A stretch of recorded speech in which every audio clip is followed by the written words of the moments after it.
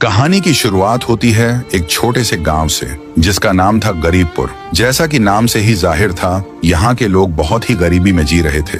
रोज की 2 वक्त की रोटी जुटाना भी किसी जंग से कम नहीं था। इसी गांव के एक कोने में मिट्टी की दीवारों वाला एक टूटा फूटा घर था जिसमें रहता था रायस्टार अपनी बूढ़ी माँ के साथ। रायस्टार की जिंदगी बहुत साधारण थी। गांव के बाहर उसकी एक छोटी सी चाय की टपरी थी, वहीं से घर का सारा खर्चा चलता था। सुबह सुबह वह चाय बनाकर ग्राहकों को पिलाता और रात में थका हारा माँ के पास लौट आता। गरीबी थी लेकिन सुकून भी था।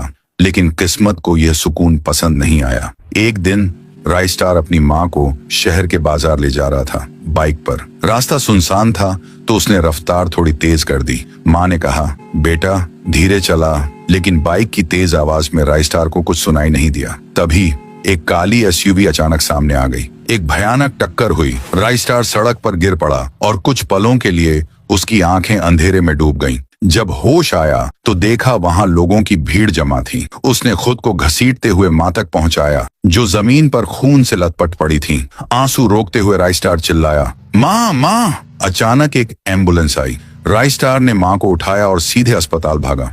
अस्पताल में डॉक्टर ने जांच के बाद कहा, आपकी माँ को बचाया जा सकता है लेकिन उनकी हालत बहुत नाजुक है। ऑपरेशन तुरंत करना पड़ेगा और इसके लिए 10 लाख डायमंड का इंतजाम करना होगा। रायस्टार जैसे सुन्न हो गया। डायमंड इतने कहां से लाऊं? उसकी आंखों में बेबसी थी और दिल में डर। उसी पल अस्पताल के बाहर एक काली लैम्बोर्गिनी आकर रुकी। उससे उतरा एक आदमी काले सूट में, चेहरा सख्त और नजरें तेज। वह सीधा रायस्टार के पास आया और बोला, सुन है तुम्हें पैसों की जरूरत है? रायस्टार ने कहा, हाँ, मेरी माँ की जान खतरे में है। वो आदमी जेब से एक कार्ड निकालकर रायस्टार को दिया और फुसफुसाकर बोला, आज रात पुरानी बंद फैक्ट्री के पास मिलना अकेले। और फिर बिना कुछ और कहे वो आदमी गाड़ी में बैठकर चला गया। रात ढलती है। रायस्टार माँ के पास बैठा सोच में डूबा रहता है। फिर कार्ड को देखता है। कुछ देर बाद वह बाइक उठाता है और निकल पड़ता है उस पुरानी फैक्ट्री की ओर। फैक्ट्री के पास पहुंचते ही वहां एक गोल्डन जीप आकर रुकती है। उसमें बैठा आदमी गुलाबी कपड़ों में कहता है, चुपचाप गाड़ी में बैठ जा। वह बिना सवाल किए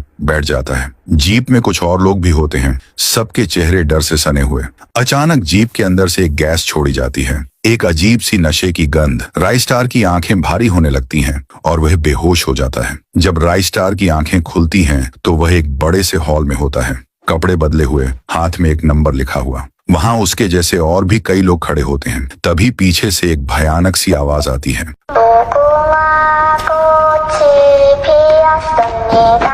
रायस्टार मुड़ता है। एक बड़ी सी डरावनी डॉल उसके सामने खड़ी थी।